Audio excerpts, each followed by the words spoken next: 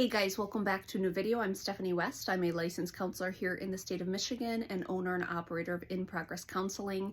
I actually want to do a little bit of a response video to a comment I received not long ago about the cadence with which I speak. And so I had posted a video about taking context into consideration and how we really need to slow down. And one of the responses I received was like, yeah, people do need to slow down, including you. You speak way too quickly. I turned your video off because it was just, I couldn't make sense of it. And, you know, part of us, when we receive some sort of feedback, we can get kind of indignant, or we can double down, or we can get defensive, or we can say, you know, what a jerk, or what have you. But I was listening to an interview the other week that really just resonated with me. I don't remember who the interviewer was, but they were interviewing Adam Grant, and he wrote the book Think Again.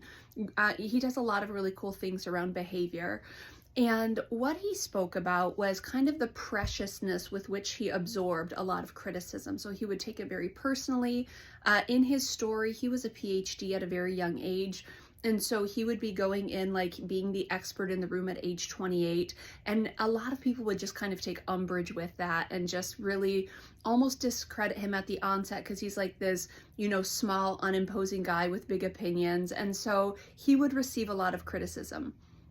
And he had this kind of edge of perfectionism. And so when people would criticize him, not only would it be really painful, but he would just kind of be immobilized by that. And the way he worked around it was this beautiful idea of, you know what, I'm going to get criticized. That's the reality of it. What I'm going to do is cultivate the ability to take criticism really well.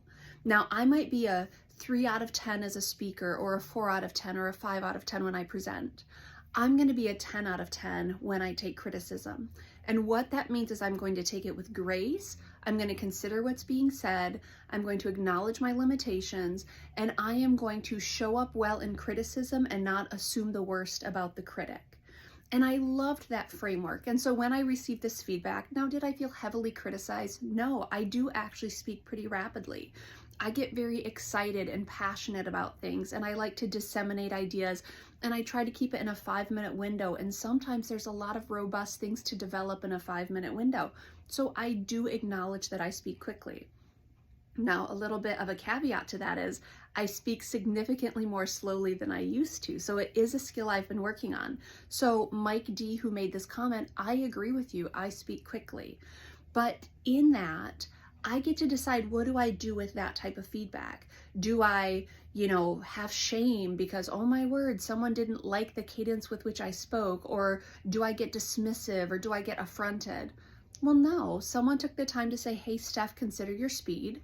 So I'm going to take the time to consider my speed. So I went back, I watched the video, and I kind of decided, do I agree? Do I disagree? Well, for some people, it might be too fast. Now, what I will say is there's a tool for you, the listener, if something is too fast, not just my video, but any video that you watch on YouTube. In settings, you can click settings and you can actually slow something down to like 0.9 or 0.85 or 0.8. So there's a very cool tool available to you. The other thing I have to hold is it okay if I'm not for everyone? Well, sure, that's okay. Why would I want to be for everyone? That's not my intent, is to be digestible by everyone. What I like to do is provide, you know, access to a lot of really cool information, and people can do with it what they will. And some people will say, you know what, it's not for me. And some people will say, well, it is for me, except you speak too quickly, so now I'm not interested. And that's going to have to be okay too. But I want to invite you into kind of that Adam Grant idea. What if someone is critical? What do we want to do with that? Do we want to get affronted, defensive, let it ruin our day? Do we want to dehumanize the person who's giving us feedback? Do we want to talk, you know, really negatively about them? Or do we want to say, you know what, opinions are opinions. It's okay to have them. I'm going to hold this one. I'm going to wonder, should I slow it down? Maybe I even practice the art of slowing it down, and I say, hey, Mike, thank you for pointing something out to me. Or do I want to do something just, you know, really abysmal with feedback that I get? Not really. I want to hold it well. I want to grow from it. I want to use it as an opportunity.